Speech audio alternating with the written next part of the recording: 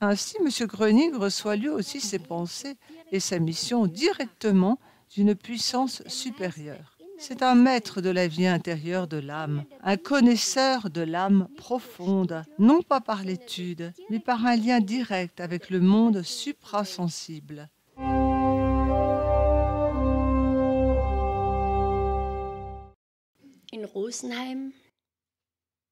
À Rosenheim, il y avait dans la communauté l'ami Hohmann. Il était originaire de Danzig.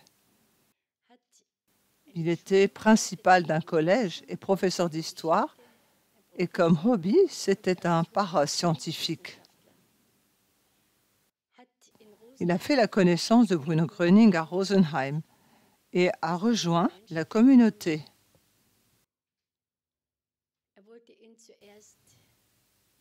Il a d'abord voulu le classer quelque part en tant que scientifique, puis il y a renoncé. Ce professeur Hohmann a écrit ce document pour le présenter au tribunal lorsque Bruno Gröning a été traîné en justice pour le défendre. Je vais lire aujourd'hui un petit extrait de cet écrit. Il écrit ici: Gröning lui-même n'a strictement rien à voir avec la loi relative au Heilpraktiker. Dès que l'on porte une accusation à ce sujet, on accuse Dieu lui-même. Il fait des discours sur la foi. Il réconforte, avertit, redresse, apporte la paix et la sérénité pour les hommes en Dieu. C'est sa véritable activité. Peut-on l'incriminer pour cela? Aucun État démocratique ne doit interdire une telle aide pastorale. À la fin de cette réunion, des requêtes ont été adressées de tous côtés à M. Gröning pour les malheureux restés à la maison. Chaque fois qu'une maladie a été mentionnée, M. Gröning a rejeté la désignation des maladies et a ajouté: Je ne m'occupe pas de telles choses. Ces termes appartiennent à la médecine. C'est le rôle du médecin. Je n'ai rien à faire dans ce domaine. Vous n'avez pas besoin de me confier quoi que ce soit de triste. Je vois en esprit ce qui manque à votre fille, fils, père, etc. Au fond, c'est l'aide de Dieu qui manquait. Est-ce vrai la façon dont les gens sont représentés ici? Nous étions comme cela aussi. La tension artérielle, par exemple, ou quelque chose comme ça, oui. C'est ce que dit Bruno, il manque l'aide de Dieu. Ce sont des normes différentes. Croyez fermement vous-même. Donnez cette foi à votre fille. Tenez-vous fermement au bien. Ouvrez-vous à la force divine. Je vous la transmets. Et tout ira bien. Après la réunion, j'ai demandé à plusieurs participants quels avaient été leurs bienfaits personnels. 2 d'entre eux ont confirmé qu'ils avaient été soudainement guéris de maladies incurables, asthme et paralysie. Je m'étais rendue à la réunion avec des préjugés assez forts et je suis rentrée chez moi avec la conviction suivante: l'action de Gröning n'est ni un jeu de miroir, ni une affaire de marketing, ni de charlatanisme dans le domaine médical. C'est avant tout un acte moral et bon, une rébellion contre notre époque matérialiste, sans âme, égoïste, vide d'amour et athée. Déjà, lors d'une brève rencontre, on reconnaît que Gröning est en quelque sorte sous les ordres d'une force supérieure.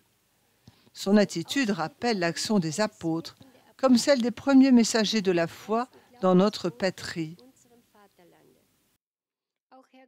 M. Gröning sème des graines dans les cœurs des personnes de bonne volonté. Afin de poser des bases solides pour un renouveau moral et religieux.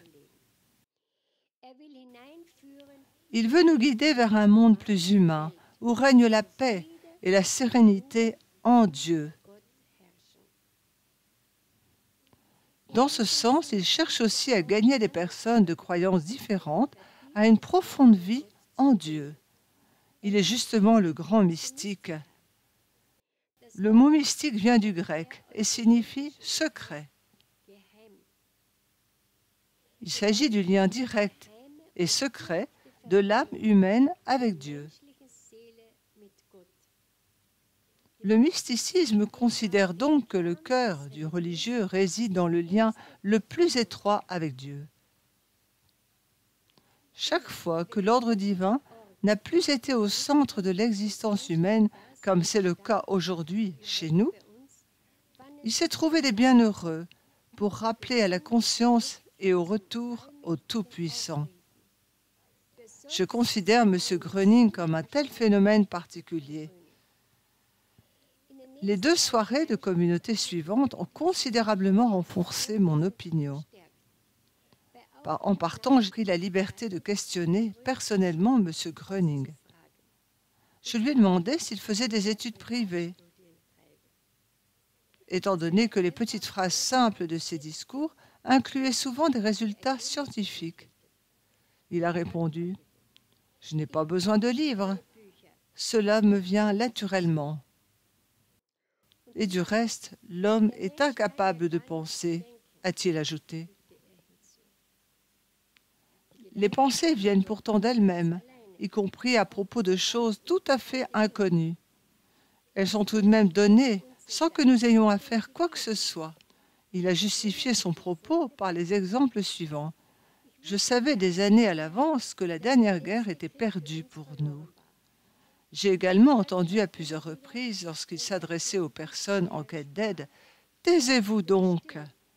Je sais de toute manière de quoi souffre votre protégé, peut-être même beaucoup plus que vous ne le soupçonnez. » Ainsi, les chemins se croisent ici, très clairement.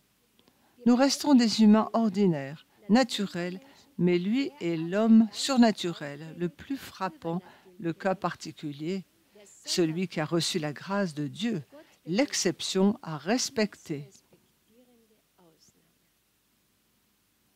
La déclaration suivante a également été importante pour moi. Je ne peux pas abandonner les personnes sans assistance. J'ai une mission impérative. Ma conscience me pousse. Je dois aider tous les malheureux. Je ne peux pas faire autrement. Il en résulte que, il en est ainsi, comme je l'ai mentionné au début, M. Gröning ne travaille pas comme nous, avec la seule conscience supérieure, mais il possède une compétence très rare. Il est directement relié dans le subconscient par l'autre moi, par l'âme profonde, en intuition, avec une force toute puissante, comme les prophètes autrefois.